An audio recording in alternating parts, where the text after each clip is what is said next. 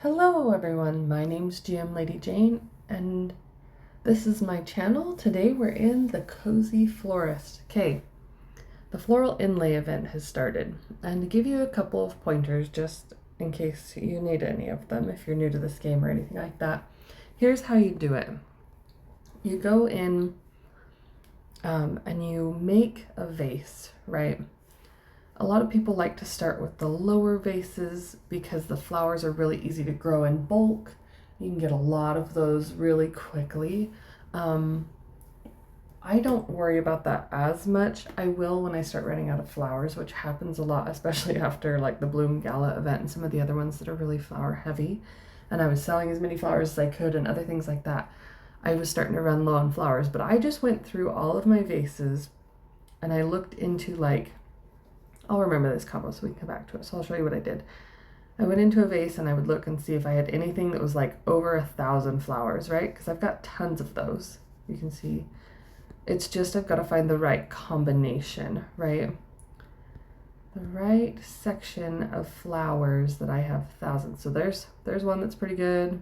Oh, I've got a lot of bumblebees. I don't have any of these ones yet, though. I need to go in and buy those. I don't think I have any of these ones either. What about this one? Nope. Here, also a no.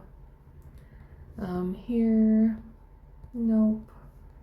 Here, not really. What about here? Nope. This one, also a no. I don't even own the flowers for a lot of those. Here, okay, what do we got? I got plenty of those, not a lot of those, and not a lot of those. Okay.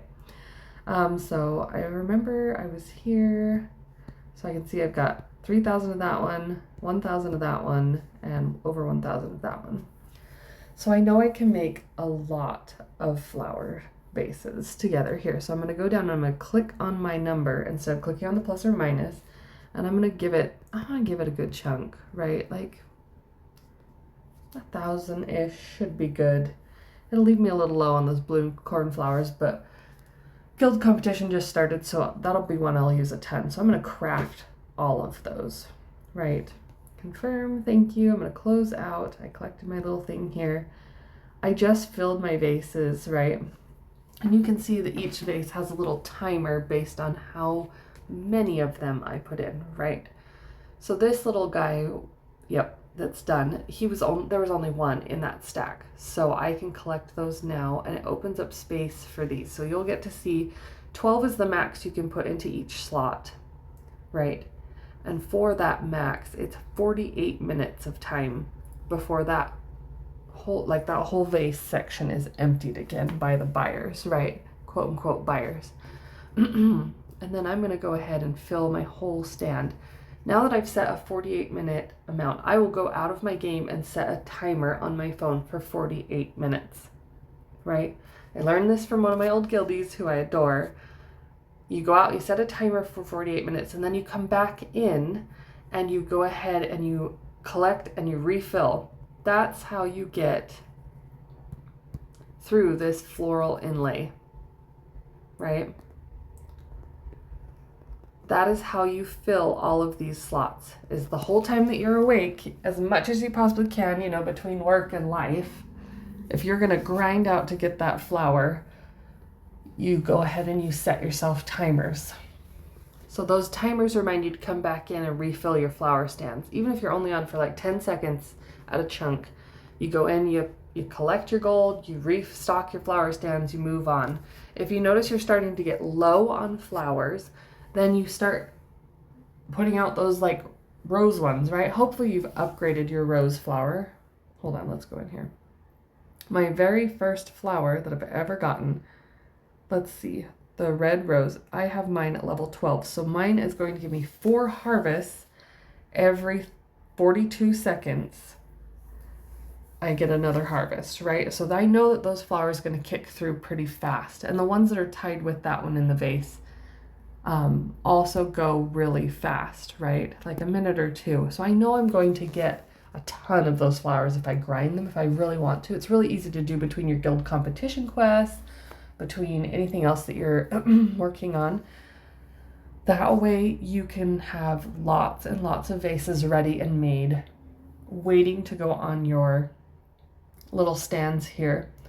That's if you're crazy and you're going to grind really hard for this event. If you're not going to go crazy and grind really hard for this event, you know, just add 1 or 2 if you can to, oh, hold on, to whatever your little guys are asking for here in your customer orders. Just bump it up by a couple. If you're not going to grind hard and you just want to like play your normal plays and not be anything crazy, then you just go in and you go and you add up to like 5 or 10, depending on how many flowers you have at the time for that vase. And that way you're slowly making them just in your normal gameplay, and it's not going to kill you off by grinding as hard to set a timer and do all of those things. And then just as you're on, change your flowers out. You might not achieve that final flower reward, which is cute. I love this flower. It's adorable. But there's a really good chance you'll get a lot of these rewards completed by doing it like that, right? Just in your normal gameplay. If you want to be crazy though, the way to get through it is definitely the setting the timers one. I have noticed that the flower you get from these little events like Floral Inlay and the embroidery one, other things like that, aren't ones that typically pop up for guild competition. They're adorable. You definitely get a vase, right? You know, for your floral art ranking, right? For this one. It'll give you a vase that counts towards this ranking. So if you're interested in rankings, then I would focus on trying to get the vase and the flower so you don't have to ask for that, since it's really easy to get. If you're interested in getting into a guild that's looking for 30 plus flowers or 25 plus flowers or whatever, this would be a flower that would count towards your total amount. But if you're looking for flowers that are just specifically for guild competitions that are going to give you points towards your guild competition, this event, there's a really high chance that this flower will not be featured ever in a guild competition. I have a lot of those, like the succulents, the lower succulents, not the ones that you paid for. Those ones very rarely, if ever, show up. I'm not sure I've ever seen the lowest one show up, because that's the only one I had. I wasn't willing to buy any of the other succulents, as adorable as they were. And I have never seen it in guild competition. There's been a couple of other events too that the flower has not been available in any guild competition since I've ground out and got it through events like this.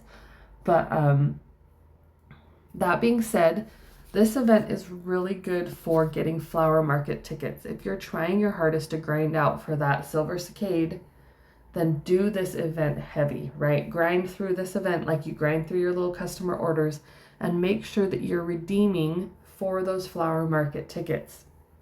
This is one good way to up what you're getting through this 13-day time. Even if you get all the way to that flower, keep going. You know, we have to sell floral art or our little quest competition, or our little quests at the bottom of the screen, your little like this little thing anyways, right? I'm on that.